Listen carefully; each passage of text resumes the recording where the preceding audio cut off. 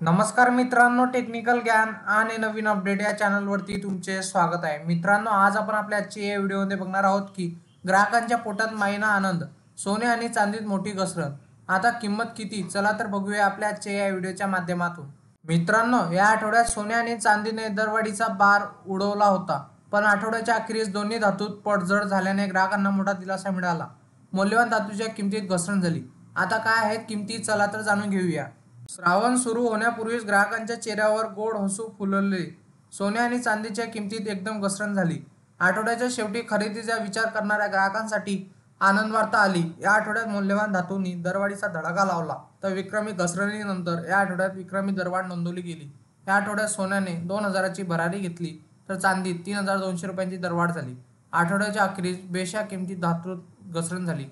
काय आहेत आता किमती, चला तर बघूया। मित्रांनो, या आठवड्यात सोन्याची किमती वधारल्या। सोन्यात या आठवड्यात 1900 रुपयांची वाढ झाली, तर 29 जुलैला सोने 270 रुपयांनी वधारले, तर मंगळवारी किमती 210 रुपयांनी उतरल्या। 31 जुलै रोजी सोने 870 रुपयांनी मागले, तर 1 ऑगस्ट रोजी त्यात 540 रुपयांची वाढ झाली, तर 2 ऑगस्ट रोजी 330 रुपयांची किमती वधारल्या, तर 3 ऑगस्टला सोने 110 रुपयांनी कमी झाले।